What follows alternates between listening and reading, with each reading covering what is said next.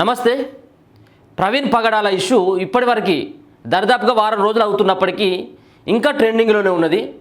రకరకాలైనటువంటి ప్రచారం కొనసాగుతుంది. ఆయనే ఎవరో చంపిల్లని చెప్పేసి ఒక పక్కన, లేదు ఆయన యాక్సిడెంట్లో చచ్చిపోయాడు అని ఇంకొక పక్కన, తాగి చచ్చిపోయాడు అని మరో పక్కన రకరకాలైనటువంటి వాదనలు వినపడతా ఉన్నాయి. అసలైనటువంటి మరి వాస్తవం ఏంది? ఇప్పటి వరకు పోలీసులు ఎందుకు స్పందించట్లేదు? పోస్ట్ మార్టం రిపోర్టు ఇప్పటి వరకు ఎందుకు బయట పెట్టట్లేదు? వీటన్నిటికీ పోలీసులే సమాధానం చెప్పాలా? కానీ మరి ఎందుకు పోలీసులు మౌనం వహిస్తూ ఉన్నారు? ఇట్లా ఇంకా తాత్సారం చేస్తూ ఉంటే ఎవరైతే దీనిపైన ప్రధానంగా ఆరోపణలు చేస్తూ ఉన్నారో, ప్రవీణ్ పగడాలని హత్య చేసిళ్ళు, ప్రవీణ్ పగడాలని ఒక ప్లాన్ ప్రకారం మర్డర్ చేసిళ్ళని చెప్పేసి ఎవరైతే మాట్లాడుతూ ఉన్నారో వాళ్ళకి ఇంకా వాళ్ళు మితిమీరిపోయేటువంటి అవకాశం ఉంటుంది. ఒక పక్కన మతాల మధ్యలో, కులాల మధ్యలో చిచ్చు పెట్టేటువంటి విధంగా తయారైపోతుంది. కాబట్టి పోలీసులు ఇమ్మీడియట్గా రెస్పాన్స్ కావాల్సినటువంటి అవసరం ఉన్నది. మరి కేవలం ఎస్పీ గారు మొన్న ఒక ప్రెస్ మీట్ పెట్టి కొన్ని వీడియోలు ఉన్నాయని చెప్పేసి వీడియోలు చూపెట్టిండు, శరీరం మీద గాయాలు ఉన్నాయని చెప్పేసి కూడా మాట్లాడిండు. మరి పోస్ట్ మార్టం రిపోర్ట్లో ఏ అంశాలు తేట తెల్లమైనాయి? మరి ఆయనకి విషమిచ్చి చంపిల్లా అనేది ఒక పక్కన వాదన. ఇది ఆయనకు విషమిచ్చి చంపిల్లా, లేకపోతే ఉంటే దేంతో గుద్ది చంపిల్లా, కావాలని చెప్పేసి ఏమైనా పొడిచి చంపిల్లా, ఏదైనా కారుతో గుద్ది చంపిల్లా అనేది పోస్ట్ మార్టం రిపోర్ట్లో బయటపడుతుంది అసలైనటువంటి వాస్తవాలు.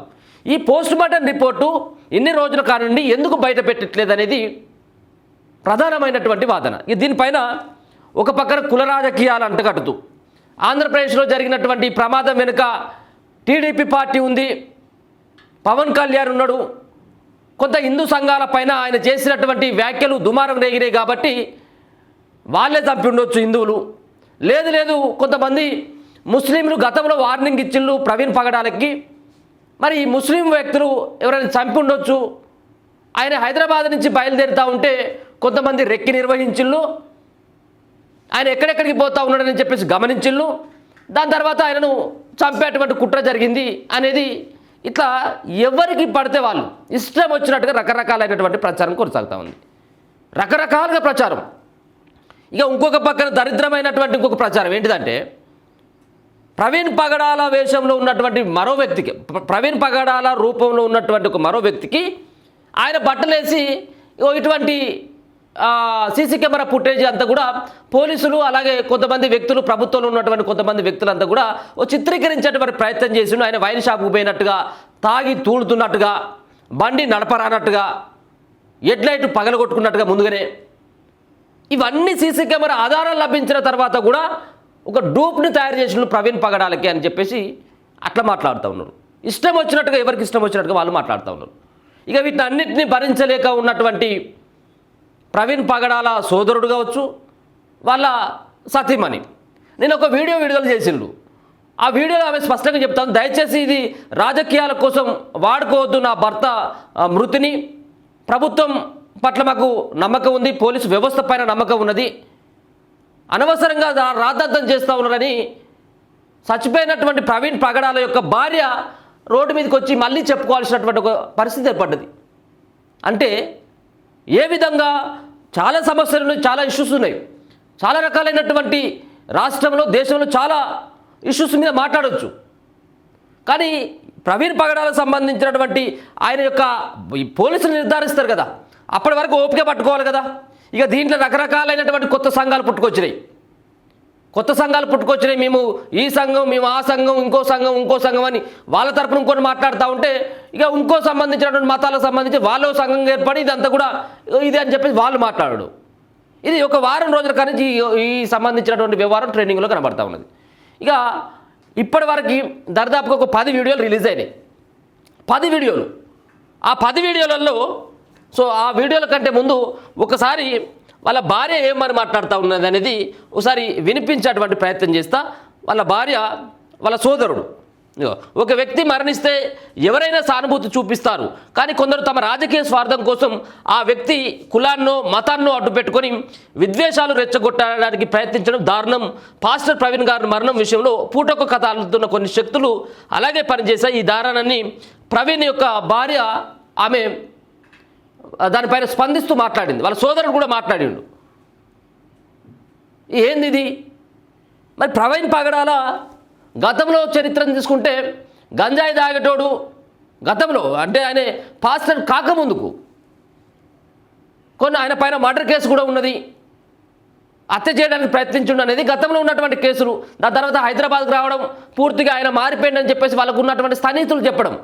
ఎక్కడ కూడా మరి మనం రియల్గా చూసినట్టయితే గ్రౌండ్ లెవెల్లో ఆయన తాగి రోడ్డు మీద పడ్డటువంటి చరిత్ర ఎప్పుడు కూడా కనబడుతుంది. ఆయన హైదరాబాద్లో ఉంటాడు. పక్క వాళ్ళని అడిగినా కానీ తాగినట్టుగా ఎప్పుడు చూడలేదని. ఎందుకంటే చాలా ఆయన క్రీస్తు బోధనల్ని ఆయా చర్చలలో చెప్తూ ఉంటాడు. అంటే ఆయన బోధనల ద్వారా కొంతమంది తప్పటడుగులు వేస్తూ ఉంటాయి. అంటే ఈ సమాజం పట్ల వ్యతిరేకంగా మాట్లాడేటువంటి వాళ్ళని కావచ్చు, తాగుబోతులను కావచ్చు, ఇట్లా వేరే మతాల పైన వేరే రకంగా ప్రచారం చేస్తున్నటువంటి వ్యక్తులు కొంత మార్చేటువంటి కార్యక్రమాన్ని ఆయన తీసుకున్నాడు.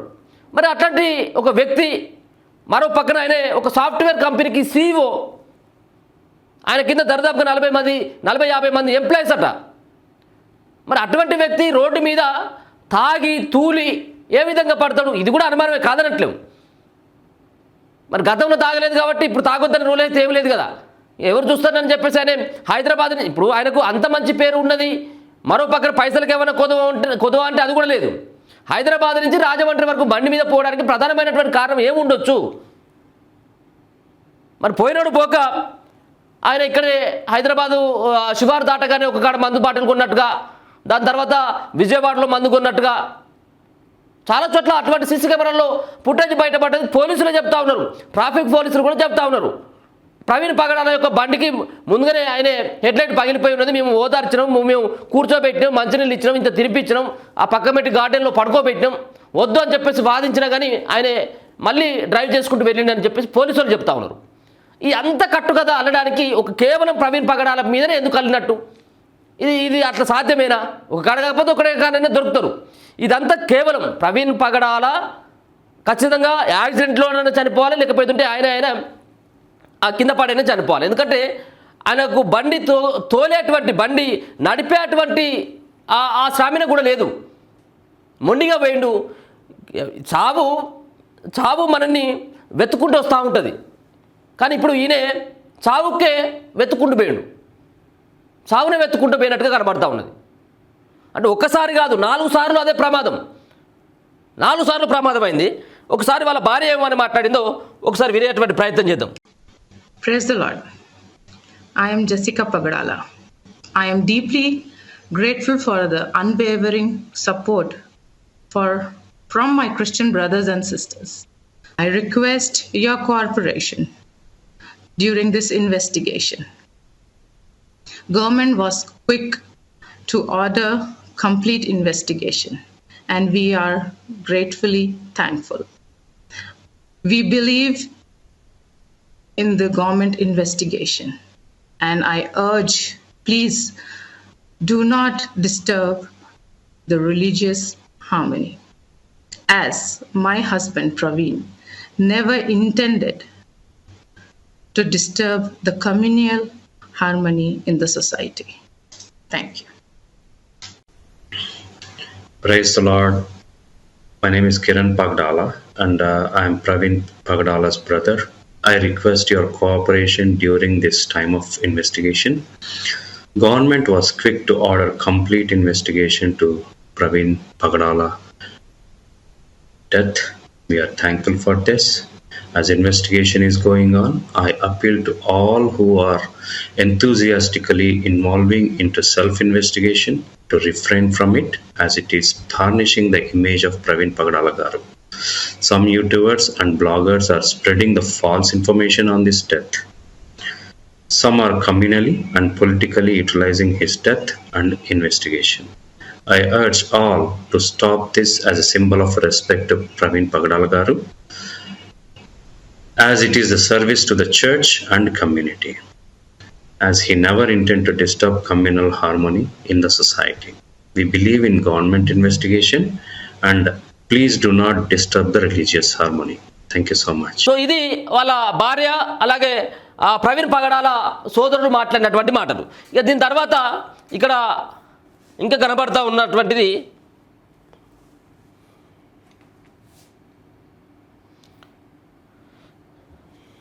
ఒకసారి చూస్తే ఈ సీసీ కెమెరా ఫుటేజ్ స్పష్టంగా కనబడతా ఉన్నది. ఇగో ఇక్కడ లారీ పోతుంది. ఇగో ఈయన ప్రవీణ్ పగడాల. కొంచెం అయితే లారీ కింద పడేట ఆయన వెనుకొచ్చేటువంటి బస్సు కూడా ఈయన కింద పడడంతో కొంత పక్కకు పోయింది. లేకపోయిందంటే ఆ బస్సు అనే ఈయన మీదకి వెళ్ళిపోయేది. ఇగో రోడ్డు మీద పడి ఉన్నాడు. ఇప్పుడు ఈయన కూడా ప్రవీణ్ పగడాల కాదు, ప్రవీణ్ పగడాల వేషం కట్టుకొని ఒక డూపును తయారు చేసింది అనేది ఏంది? ఇది ఇంత క్లియర్ కట్గా కనబడతా ఉంది. ఆయన కాదు అంటారు. అదే హెల్మెట్, అదే పైన వేసుకున్నటువంటి జర్కిను, అదే మూతికున్నటువంటి మాస్కు, అవే అద్దాలు. చచ్చిపోయిన కాడ ఏవైతే అవి ఉన్నాయో ఇప్పుడు ఇవి కూడా పడ్డప్పుడు కూడా ఇవే ఉన్నాయి. వీటన్నిటి కూడా మ్యానిపులేట్ చేసినామని చెప్పేసి అంటారు. ఒక్కరి కోసం ఇంత మ్యానిపులేట్ ఇప్పుడు తెలంగాణ సర్కార్ చేసింది, తెలంగాణ పోలీసులు చేసి ఉంటారు. మరో పక్కన ఆంధ్రప్రదేశ్ పోలీసులు కూడా సాక్ష్యాలను తారుమారు చేసి మ్యానిపులేట్ చేసేటువంటి ప్రయత్నం చేస్తారు ఒక వ్యక్తి కోసం. ఇది గమనించకుండా ఇష్టం వచ్చినట్టుగా ఎవరికి తోచినటువంటి విధంగా వాళ్ళు మాట్లాడుతూ ఇది సరైనటువంటి విధానం కాదు. ఇది మతాల మధ్య ఈయన ఏమని మాట్లాడతారంటే ఇంకొక చర్చి సంబంధించినటువంటి పాస్టర్ అనుకుంటా. ఈయన రోజు సందేశం ఇచ్చుడు ప్రవీణ్ పగడాలది హత్య చేసిండు అనేది. ఇక నిన్నేమని మాట్లాడతాను ఒకసారి ఇనుర్రి.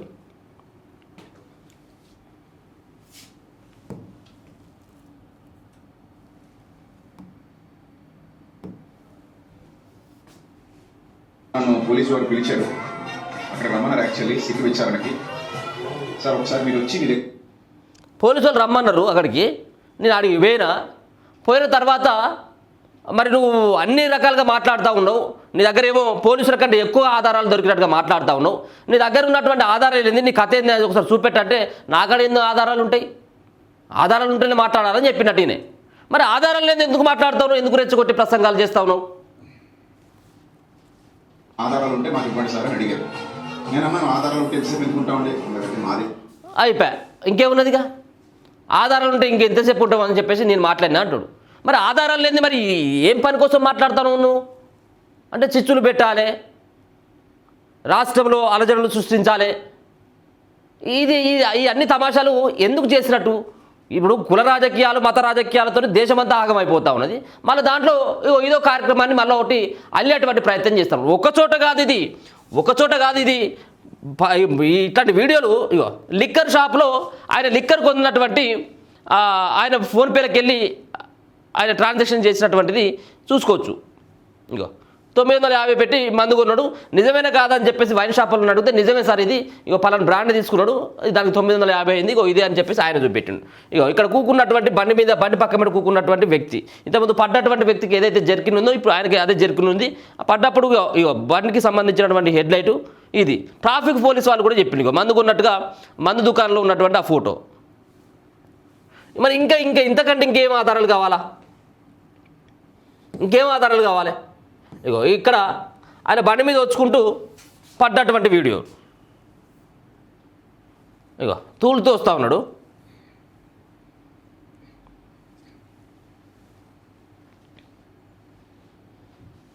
అంటే బండిని కూడా కనీసం నడిపేటువంటి స్టామినా కూడా ఆయనకు లేదు. ఇగో హెడ్లైట్ ఇక్కడే ఊడిపోయింది. ఇదే బండి నెంబరు, ఇదే జర్కిను, ఇదే షూసు, అదే హెల్మెట్. ఇక ఇప్పటికి కూడా ఇంకా దీన్ని ఇంకా రాద్ధాంతం చేసి ఇంకా గందరగోళమైనటువంటి ప్రయత్నం చేద్దాం, ఇంకేదో చేద్దామని చెప్పేసి కొంతమంది అనుకుంటా ఉన్నారు. ఇక కొంతమంది మేము పోయి కోర్టులో కేసు వేస్తామని చెప్పేసి ఇంకొక పక్కన వాదన. అగో ఇక వీటన్నిటిని మనం గతంలో కూడా చూపెట్టిన వీటన్నిటిని. ఇవన్నీ ఫుల్గా తాగిండు, బుల్లెట్ మీద వెళ్ళిండు అనేది కొంతమంది వాదన అయితే, లేదు కొంతమంది మత్తు మంది ఇచ్చి ఉండొచ్చు, అట్లాంటి కాదని ఇంకొక పక్కన వాదన జరుగుతూ ఉన్నది. కానీ ఈ సీసీ కెమెరాల ఫుటేజీలు కానీ ఇట్లాంటి ఫోటోలు వచ్చినటువంటి తరుణంలో మనకు అనిపిస్తూ ఉన్నది ఏంటంటే ఎవరికైనా అర్థమైపోతుంది ఆయన బండి నడపడం ఆయన వల్ల కావట్లేదు, తూలుతున్నాడు, సొలుగుతూ ఉన్నాడు కాబట్టి ఆయన ఖచ్చితంగా తాగే ఉంటాడు అన్నటువంటి అనుమానం అందరికీ వస్తుంది. ఇప్పుడు అదే జరిగింది అక్కడ. ఆయన తాగి బండి నడిపిండి అనేది విజువల్ చూస్తే ఖచ్చితంగా కనబడతా ఉన్నది. మరి వీటన్నిటిని మరి ఎవరు తేటతెల్లం చేయాలంటే పోలీసులు తేటతెల్లం చేయాలి. పోలీసులు అయితే ఇప్పటివరకు దీనిపైన పూర్తిగా పులిస్ స్టాప్ పెట్టేటువంటి ప్రయత్నం అయితే ఇప్పటివరకు అయితే చేయలేదు. మరి ఆ పోస్ట్ మార్టం రిపోర్ట్ ఇంకా వారం రోజులైనా కానీ ఎందుకు వాళ్ళు బయట పెట్టట్లేదు? బయట పెట్టాల్సిన అవసరం ఉంటుంది. ఈ వాళ్ళు ఎవరైతే ఆరోపణలు చేస్తూ ఉన్నారో వాళ్ళ నోర్లు కూడా మూయాల్సినటువంటి బాధ్యత పోలీసుల పైన ఉన్నది. నిన్న ఈ ట్వీటు ఏదైతే ఇంతకుముందు చూపెట్టినటువంటి ట్వీటు వాళ్ళ భార్య అలాగే వాళ్ళ సోదరుడు మాట్లాడుతున్నటువంటి ట్వీటు తెలుగుదేశం పార్టీకి సంబంధించినటువంటి వాళ్ళ అక్కడ ఆంధ్రప్రదేశ్కి సంబంధించిన టీడీపీ పార్టీ వాళ్ళు వాళ్ళ సోషల్ మీడియాలో అఫీషియల్ సోషల్ మీడియాలో పెట్టిండ్రు. అంటే ఆ ప్రభుత్వాన్ని బదనం చేసేటువంటి ప్రయత్నం చేస్తూ ఉన్నారు. మా ప్రభుత్వం పైన నమ్మకం ఉన్నట్టుగా వాళ్ళ భార్య వాళ్ళ సోదరుడు చెప్తాను. కావాలని చెప్పేసి కొంతమంది పాస్టర్లు, కొంతమంది అక్కడ ఉన్నటువంటి వైఎస్ఆర్సీపీకి సంబంధించిన కొంతమంది వాళ్ళు ఈ విధమైనటువంటి రాజకీయం చేయాలన్నటువంటి ప్రయత్నం చేస్తున్నారు అనేది వాళ్ళ యొక్క వాదన. చూడాలి మరి. చాలా రకాలుగా చెప్తా ఉన్నారు. ఇంకా మరి ప్రవీణ్ పగడాల గురించి కొంత వార్త కూడా చూసుకోవచ్చు. పడుతూ లేస్తూ వరుస ప్రమాదాలకు గురైన పాస్టర్ ప్రవీణ్ ఇప్పటికే కీసర టోల్గేటు రామవరప్పాడు రింగ్ వద్ద ఘటనల గుర్తింపు.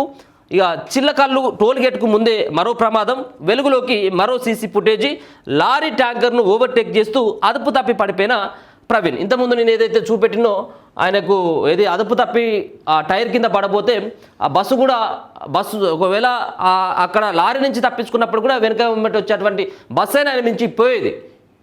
ఇంకా ఏ దేవుడు అడ్డం పడ్డాడు కానీ కాస్త బతికి బయటపడ్డాడు. అంటే ఒకసారి కాదు 4 సార్లు ప్రమాదం ఆయనను వెంటాడింది. ఆయన కూడా గమనించలేదు. మరి అంత అర్జెంటు పని ఆయనకు ఏమున్నదనేది తెలియదు. అయినా కానీ హెచ్చరించిన ఇటువంటి ప్రమాదాలకు గురైన దెబ్బలు తాకినా మళ్ళీ ఆయన డ్రైవింగ్ కొనసాగించినటువంటి వీడియోలో కనబడతా ఉన్నాయి. పాస్టర్ పగడాల ప్రవీణ్ కుమార్ పడుతూ లేస్తూ వరుస ప్రమాదాలకు గురైనట్టు సీసీటీవీ కెమెరాల ఫుటేజీ తెలియజేస్తున్నాయి. ఇప్పటికే కీసర టోల్గేటు విజయవాడలోని రామవరప్పాడు రింగ్ వద్ద ఆయన బుల్లెట్పై ప్రయాణిస్తూ అదుపు తప్పి పడిపోయిన ఘటనలు వెలుగులోకి వచ్చిన విషయం తెలిసిందే. ఆ 2 ఘటనలకు ముందు చిల్లకల్లు టోల్గేట్ సమీపంలోనూ ఆయన బుల్లెట్ నడుపుతూ అదుపు తప్పి రోడ్డుపై పడిపోయిన మరో సీసీటీవీ కెమెరా ఫుటేజ్ తాజాగా వెలుగులోకి వచ్చింది. మార్చి 24న ఆయన హైదరాబాద్ నుంచి బుల్లెట్పై బయలుదేరారు. తెలంగాణ సరిహద్దు దాటాక ఎన్టీఆర్ జిల్లాలో కీసర టోల్గేట్ వద్ద బుల్లెట్ అదుపు తప్పి పడిపోయింది. అక్కడ ఆయనకు ప్రాథమిక వైద్యం చేసిన అంబులెన్స్ సిబ్బంది ఈ ప్రమాదానికి ముందు మరో ప్రమాదానికి ఆయన గురైనట్లు తెలిపారు. ఆ మేరకు చిల్లకల్లు టోల్గేట్ దాటడానికి ముందే జరిగిన ప్రమాదానికి సంబంధించిన సీసీ కెమెరా ఫుటేజీ తాజాగా విడుదలైంది. హైదరాబాద్ నుంచి వచ్చే వాహనాలు తెలంగాణ సరిహద్దు దాటాక చిల్లకల్లు టోల్గేట్లోకి ప్రవేశిస్తాయి. చిల్లకల్లు టోల్గేట్కు చేరుకోవడానికి ముందే జగ్గయ్యపేటలోని ఇండస్ట్రియల్ కారిడార్ వద్ద ఉన్న వై జంక్షన్లో ప్రవీణ్ ప్రమాదానికి గురైనట్లు పోలీసులు గుర్తించారు. ముందు వెళ్తున్న లారీ ట్యాంకర్ను ఓవర్టేక్ చేయబోయి ప్రవీణ్ అదుపు తప్పి రోడ్డుపై పడిపోయారు. ఆ వెనకే వస్తున్న బస్సును డ్రైవర్ వెంటనే పక్కకు తిప్పడంతో ప్రవీణ్కు పెను ప్రమాదం తప్పింది. అయితే ప్రవీణ్ లేవలేక కాసేపు అలాగే కూర్చుండిపోయారు. వాహనదారులు సాయం చేసేందుకు రాగా ప్రవీణ్ మెల్లగా లేచి నిల్చున్నారు. 3 వ్యక్తులు బుల్లెట్ను లేపి రోడ్డు పక్కన స్టాండ్ వేసి నిలిపారు. అనంతరం తూలుతూనే బుల్లెట్ ఎక్కిన ప్రవీణ్ దానిని స్టార్ట్ చేయడానికి కొద్దిసేపు నానాతంటాలు పడిన దృశ్యాలు సీసీటీవీ ఫుటేజ్లో రికార్డ్ అయ్యాయి. ఇక్కడే కుడి చేయిపై గాయమైనట్లు తెలుస్తుంది. ఇది జరిగిన తర్వాత ఆయన కీసర టోల్గేట్ సమీపంలో మరోసారి అదుపు తప్పి పడిపోయారని, విజయవాడ రామవరప్పాడు రింగు సమీపంలో ఇంకోసారి అదుపు తప్పి పడిపోయారని అక్కడ సీసీ కెమెరాల ఫుటేజీలు. ఇదంతా కూడా కేవలం ప్రైవేటు వ్యక్తులు సేకరించినటువంటి సీసీ కెమెరా ఫుటేజీలు. అంటే పోలీసులు అఫీషియల్గా విడుదల చేసినటువంటి అయితే కావు. కానీ దీంట్లో కనబడుతున్నటువంటి వ్యక్తి 100% ప్రవీణ్ పగడాల గారని చెప్తా ఉన్నారు. ఆయన చూసినటువంటి వ్యక్తులు కూడా చెప్తా ఉన్నారు ఆయన ప్రవీణ్ పగడాల అని. సీసీ కెమెరాలో కూడా ఆయనే అని చెప్పేసి చెప్తా ఉన్నారు. ఇక వీటన్నిటినీ కూడా ఇంకా ప్రూఫ్లు కావాలి, ఇంకా ఏదో కావాలని చెప్పేసి అనుకోవడం ఇంకా మూర్ఖత్వమే అడుగుతుంది. ఇంకా ప్రవీణ్ పగడాలని కొట్టి చంపిళ్ళు, కారుతో గుద్ది చంపిళ్ళు, రాడ్డుతోటి తలపైన బాధి చంపిళ్ళు అని చెప్పేసి ఇంకా మాట్లాడుతున్నటువంటి వాళ్ళకి మరి ఇంకా ఏ రకమైనటువంటి ఇంకా ప్రూఫ్స్ చూపెట్టాలో అర్థం కావట్లేదు. ఇవన్నీ బంద్ చేయాలి. సరే ఏదైనా కానీ పోయినటువంటి ప్రాణం తిరిగి రాదు. కానీ ఒకటే ఒక బాధ, పాపం ఆయనను తాగుబోతు కింద పడేసి తాగి డ్రైవింగ్ చేసి చచ్చిపోయిండు అన్నటువంటి ఒక బాధ మాత్రం ఖచ్చితంగా ఫ్యామిలీలో మాత్రం ఉంటుంది ఎప్పటికైనా. చాలా ఏళ్ళుగా ఆయన పాస్టర్గా ఎన్నో బోధనలు చేసినప్పటికీ మరి పాస్టరు ఈ విధంగా తాగుతున్నాడు అనేది ఎవరు కూడా ఆయన బోధనలు విన్నటువంటి వాళ్ళు కానీ ఆయనకు ఉన్నటువంటి స్నేహితులు కావచ్చు, ఆయనకున్నటువంటి బంధువులు కావచ్చు, ఎవరు కూడా నమ్మేటువంటి పరిస్థితుల్లో వాళ్ళు లేరు. ఎప్పుడు కూడా వాళ్ళు చూడలేదంటా ఉన్నారు. కాబట్టి మరి ఇంకేం జరుగుతుంటుంది? ఇక నిజంగానే ఇక్కడి నుంచే ఆయనను వెంటాడుతూ ఉంటే ఇంతమంది పబ్లిక్ ఉన్నటువంటి సందర్భంలో ఆయన ఇంకా చంపడానికి ఏముంటుంది? ఒకవేళ ఇక్కడి నుంచే ఈయన పడ్డాడు, ఎవరో ఆయనను తరిమిన్లో లేకపోతే ఇంకేదైనా చేస్తే పక్క మెట్టులకైనా చెప్తారు కదా, ల్యాప్టాప్ ఉండనే ఉన్నది, సెల్ ఫోన్ ఉండనే ఉన్నది, ఎవరికైనా కనీసం మెసేజ్ పెడతారు కదా, నా మీద దాడి చేయడానికి ప్రయత్నిస్తూ ఉన్నారు, నన్ను చంపడానికి ప్రయత్నిస్తున్నారు, దయచేసి హెల్ప్ చేయండి అని. నువ్వు మందు దుకాణం గడిపోతే 100 మంది ఉండే, నువ్వు టోల్ గేట్ దగ్గర దాటుతూ ఉంటే 100 సంఖ్యలో వాహనాలు ఉంటాయి, నీ చేతిలో సెల్ ఫోన్ ఉన్నది, ల్యాప్టాప్ ఉన్నది. నిజంగా కూడా నువ్వు అమాయకుడు అన్నట్టుగా కూడా కాదు కదా, చాలా తెలివిగలటువంటి వ్యక్తి, ఒక కంపెనీకి CEO, సాఫ్ట్వేర్ కంపెనీకి.